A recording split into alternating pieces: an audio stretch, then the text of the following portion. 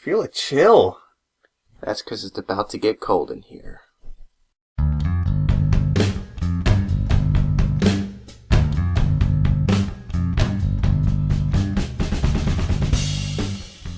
Hey Aficionados, Shawn and Miguel here, and today we're taking a look at a very special beer.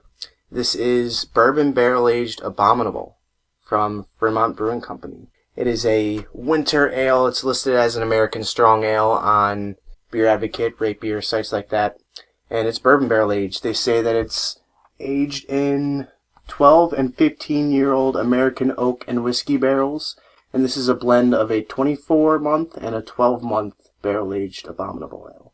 They refer to this beer, or the fans of this beer, refer to it as B-Bomb. And if you were wondering where it's from, Seattle, Earth. So that clears matters up. Oh, and it's 11% ABV.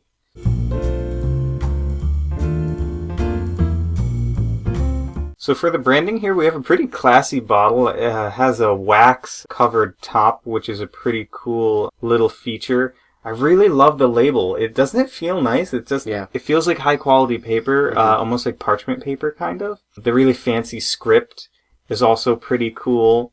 It's very wine-esque, I would say. Yeah, I would say it definitely reminds me of a wine bottle. I also like the snowman you got on there. The Abominable Snowman. Abominable Snowman. Also, I forgot to mention before, this is the 2014 version, obviously.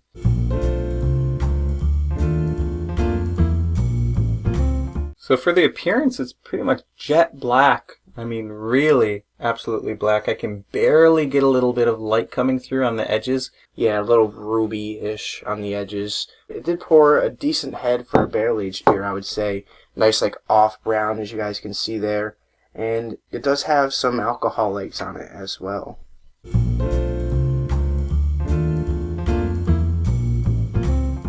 Really savory.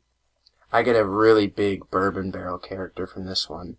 Very leathery, lots of vanilla, caramel, definitely boozy, oaky. Just a hint of like a chocolate character, probably coming from those chocolate malts. I'm getting like a black cherry kind of smell coming from it as well. Definitely some dark fruits in there. It just smells really savory, pretty sweet, and just a little bit boozy from that barrel as well.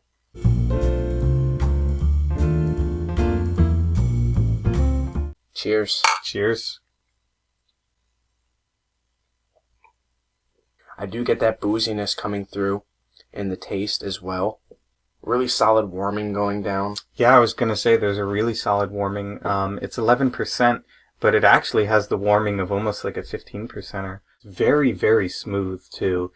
I think that's probably coming from the barrel-aged quality. In terms of the mouthfeel, it's got a nice viscosity to it. It almost reminds me a little bit of 1050. It does have some carbonation to it. It's a little sudsy in the mouth. And I do get a lot of that chocolate malt character. Very chocolatey, kind of dark chocolate-like too. It's got a little bit of a bitterness to it. In terms of that barrel character, I don't really get a lot of like vanilla or anything like that. Maybe hints of like leather. Getting some dark fruits from this one. Again, you kind of mentioned cherry. Maybe hints of cherry in there. I definitely get like raisin, fig. But again, I have to emphasize I get a really big chocolate, fudgy, dark chocolate character. Like, to me, that's the most prominent flavor, with a little bit of that booziness, some of that leather, some of the oak tannin. Yeah, I think fudge is a good comparison. It has almost a dessert-like quality to that chocolate character. It's really nice. I do get a bit of a spice character to this one. Maybe something towards cinnamon or brown sugar, something like that. It's got a molasses-like sweetness to it, too. I guess it's that brown sugar you were talking about. It does have like a rich sweetness to it, but it's not an overly sweet beer at all. Like I said before, you do get a bitter character, too, that kind of comes through in that like dark chocolate. And to me, the finish on this one is bittersweet. You get that lingering, like dark chocolatey, fudgy characteristic, and a little bit of the booziness, and of course, that warming.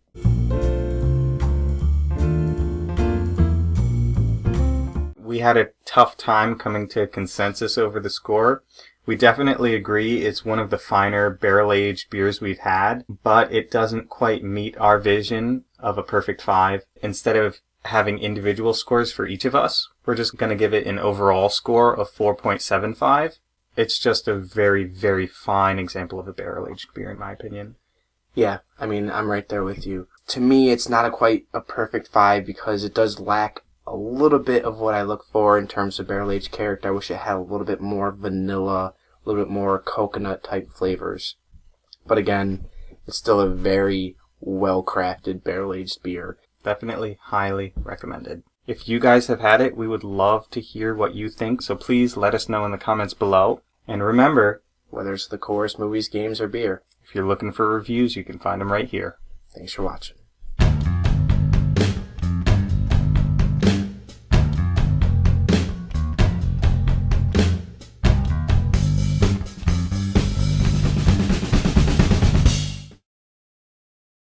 Look at your sweet little over here so we can get this review. Hip hop, bibbidi bop.